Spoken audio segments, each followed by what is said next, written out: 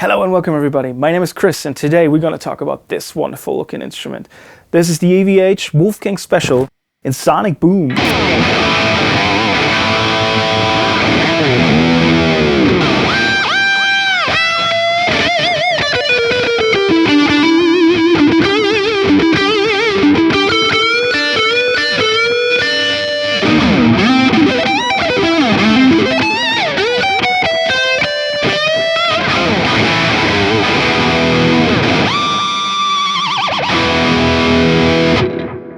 Enjoy!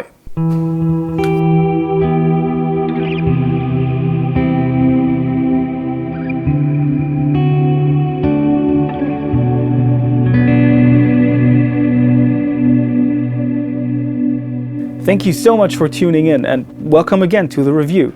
Now, first of all, this video wasn't sponsored by EVH. I bought the guitar myself, but let me tell you, it's a really good one, so yeah, I'm looking forward to talking to you about this. Now, during this video, you will hear the guitar going through the 5150 Stealth there in the back. I hope you can see it, it's a bit dark. I'm having issues with the light here lately. The 2x12 underneath is a Victory, the Jack 2x12 with vintage 30s. It is connected and you can hear it through the lav mic in the room. Although it's so quiet that I can't really record it, so the amp is going through a Captor X by 2 notes into GGD Zilla, which has been pretty much my IR loader of choice for the last, I don't know, 10,000 years. I also added a TC Sentry noise gate in the loop of the amp, the effects loop. Next to it is the Boss DD7, my favorite guitar delay ever in analog mode. I can't find anything that sounds better to my ears. It's great, I love it. And then there's the tiniest bit of plate reverb from the Big Sky as well. I'm also going to upload like a full demonstration video of the guitar in a couple of days from now. If you've been on the channel before, you've seen me do these pretty much music videos of the instruments where I'm sitting in a cool location and just shred my ass off and show you how cool the instrument looks. So in this video, you're going to hear me playing unedited and just through the amp, through the effects, so yeah, you're gonna hear me screw up here and there a little bit.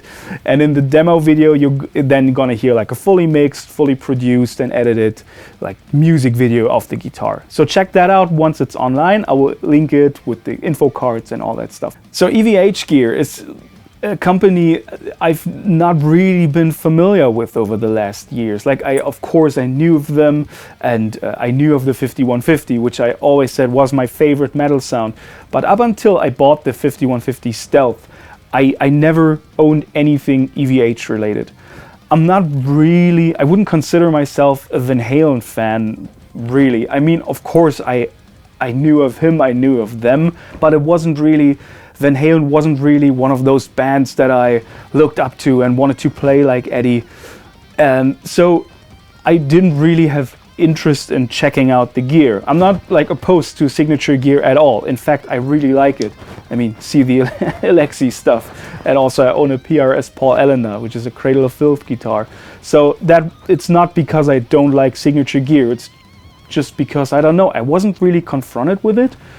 All the dudes, guitar players that I know, they play either Ibanez, Selector, ESP or Fender, but no EVH gear. So yeah, my first dip into these waters was with the 5150 Stealth. So that got me kinda interested in more of their stuff. And after that, I pretty quickly drove to a music store and picked up a Wolfgang from the shelf and sat down with it, and it was in fact this one. I have a photo of it where I picked it up for the first time. I'm gonna put that on here now. And I was like, holy crap, this doesn't feel like anything I've ever played. And I know that sounds kind of exaggerated, but that was really what I felt and what I still feel with this guitar when I compare it to all the other instruments that I own.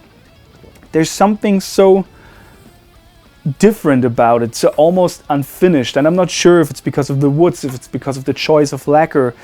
I don't know, it really feels like an instrument that someone at some point designed for himself. Like, it doesn't feel like a regular guitar you just pick up from the shelf.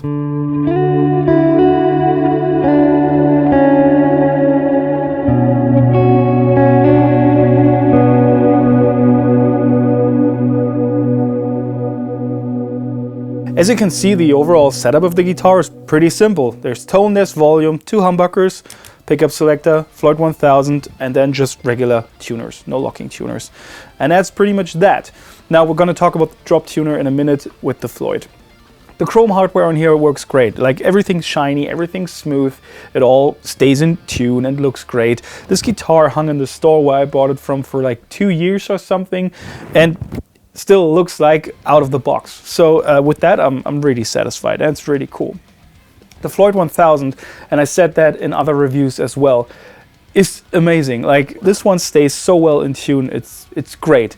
I think sometimes I noticed that on the Jackson R24 as well, which has the golden Floyd 1000, that sometimes you have a bit of a rattle going on with the bar. So this kind of stuff, but I mean, okay.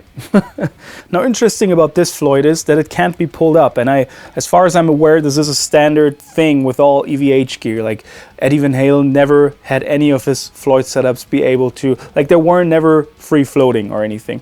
It's not like this is top mounted, it is still recessed, as you can probably hopefully see. But yeah, there's wood underneath here, which keeps it from going upwards. This in turn means you can do stuff like use the drop tuner, which works pretty great, I have to admit. Now, the drop tuner on this Floyd is something I had no experience with whatsoever before, and it was actually part of the reason why I wanted to buy a guitar like this. The drop tuner only comes with the Special series and upwards. There's a standard Wolfgang series that don't have the drop tuner, so you need to pay a little bit more to have it. And like I said, I didn't have any experience with it and was a bit, well, let's see where this takes me. I have to say, it works great, and I've used it live now, and I had no issues whatsoever. And just to show you real quick how good it actually functions, I'm going to switch the delay off for a second. So we're in standard E now.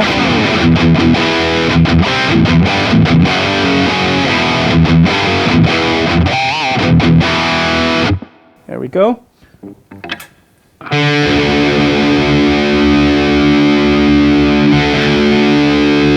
And there we are.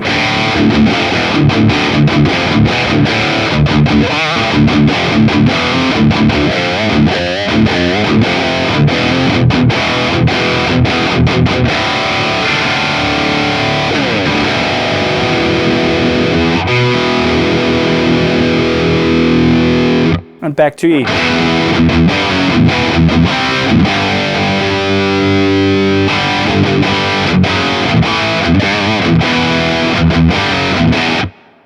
So it's super reliable, and yeah, I love that.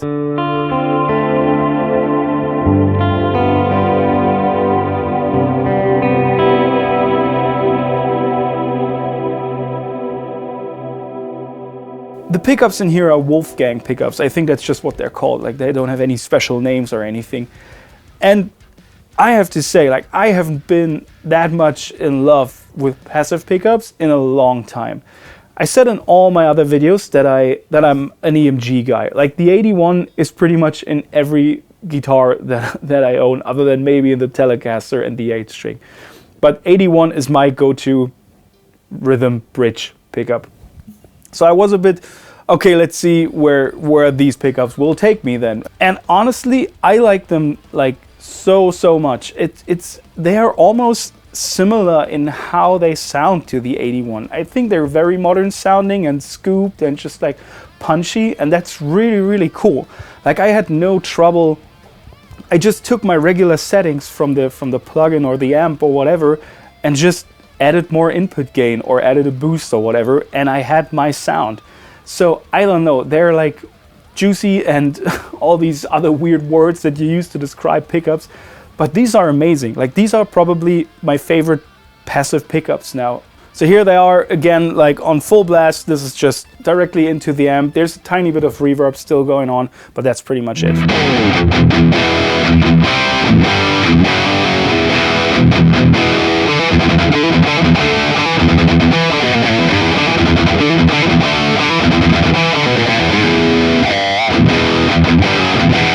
It's really cool.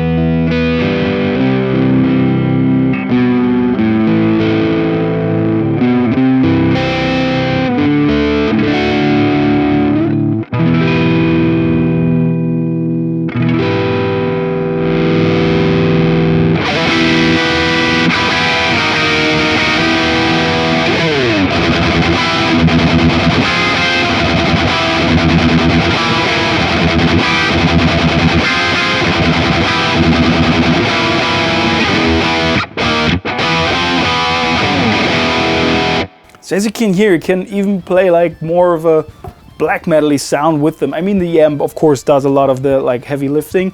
It is very saturated, and I have the blue channel on, I think, full gain, because that's just how I like it with passive pickups. But I mean, if you pick up this guitar, and yeah, the color of course, and see these pickups in like their cream whatever color, you wouldn't think, okay, let's do this.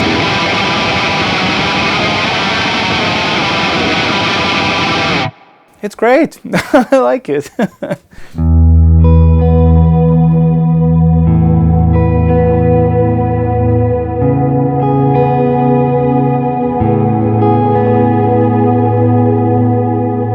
pickup selector is something weird for me, I have to say, I have to admit. I am not a Les Paul kind of guy, and I'm not used to it being here.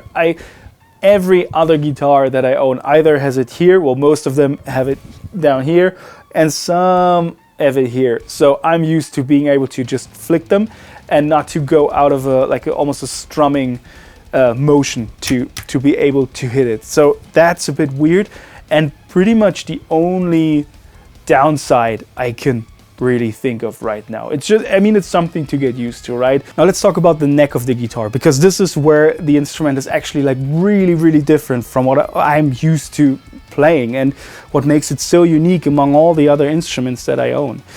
It's a maple neck, and I mean, yeah, you could guess that from the color and all that, but there's a quality to it that is almost unfinished. I don't know, it feels almost rough, but in a nice way. And that was one of my first like thoughts when I picked it up, like, oh, this is different. Like, if you don't have a guitar like this that feels like this, it's just weird.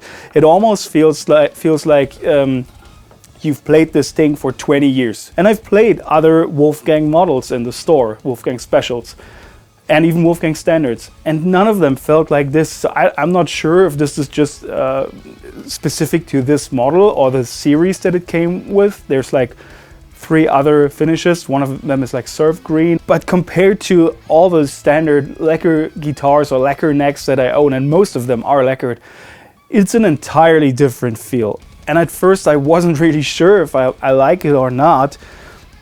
But I have to admit, it makes me play a bit different, and it makes me play a bit rougher, I'd say.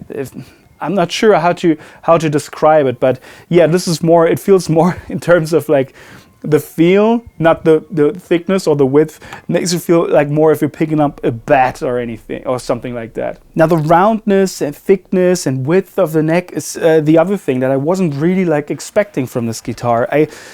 In fact, I wasn't really sure when I saw it hanging on the wall, okay, what does this feel like? Like, I know what I can expect when I'm picking an Ibanez or a Selector or a Jackson from a wall, but with the Wolfgang, I had no like frame of reference.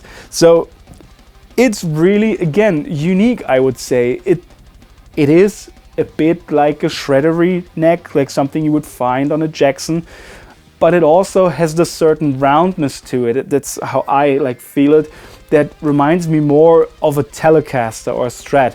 And I think that makes sense, because Eddie's original guitars, as far as I'm aware, were modified Strats. So I'm guessing that's where they developed from.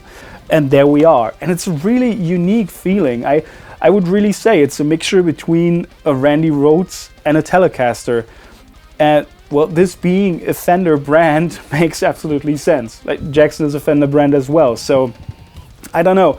I used to play a Telecaster, a Mexican-made Tele, for years as one of my main guitars, and love that feeling. And now the R24 has pretty much become my favorite guitar in my entire arsenal, and this is right in between. So even though it was so weird and so unusual and so different, it made me still feel like home, and it's a lot of fun to play it.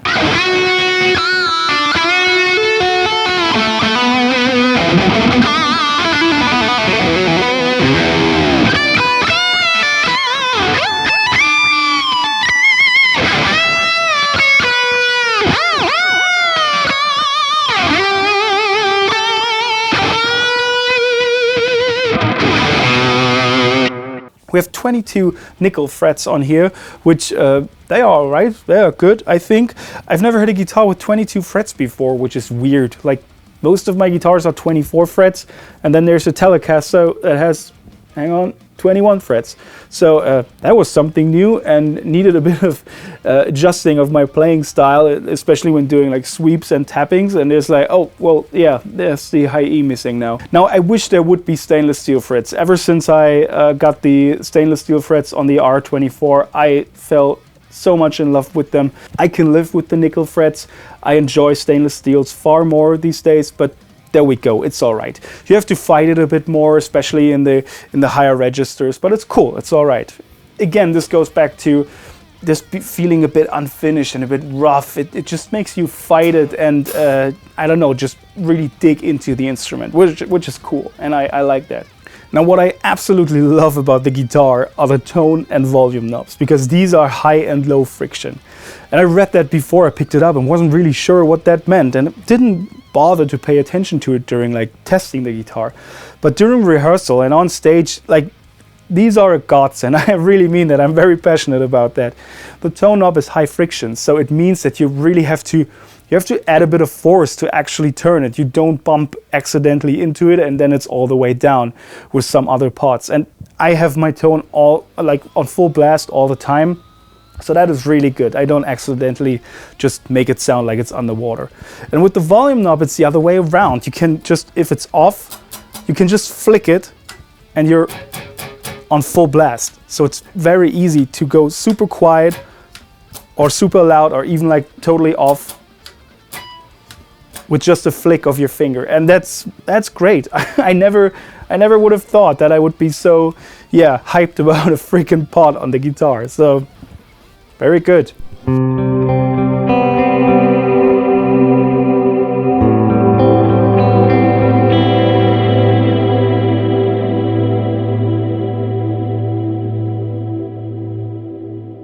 Now this pretty much concludes the review of the Wolfgang Special in Sonic Boom. Am I hyped about this guitar? Yes, I am.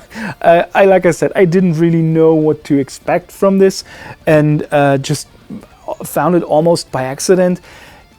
And it's just so nice, it's just so good. It has this weird shape that I don't think a lot of people play, probably because it's so closely associated with Eddie. I'm not sure. I don't know what it is, but just like with the Jackson, something about the neck that I'm not used to, or just that is new for me, that feels so good right now, and my hands enjoy it so much and feels very natural. I don't know if it's because they're like both Fender owned, and if there's something in the like how they build their guitars that just fits my hands.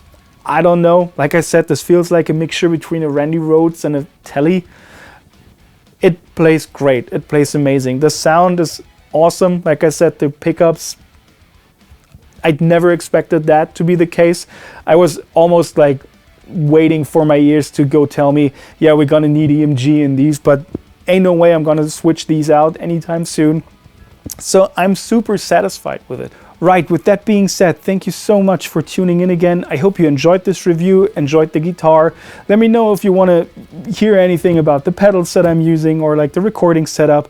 I will be glad to answer all your questions. Also, if you enjoy the more metally aspects of this channel and my playing, like in the demonstration videos or the other reviews, feel free to check out my new band, the Pine Tree Tapes. We just released the first single, These Woods Are Haunted. You can find the official video right here on the channel. I will link it below and in the info card. Or you can also find it on all the streaming services like Spotify and Apple Music and all that stuff. Thank you again for tuning in. I hope to see you here on the channel in the next video. Let me know what you want to hear about. And yeah, looks like the sky outside is almost the same color like the guitar, as well as the blue sky. So we have a blue sky next to a blue sky, next to a Sonic Boom guitar. If that isn't a good sign, I don't know what is. Take care. I've been Chris, and that's that.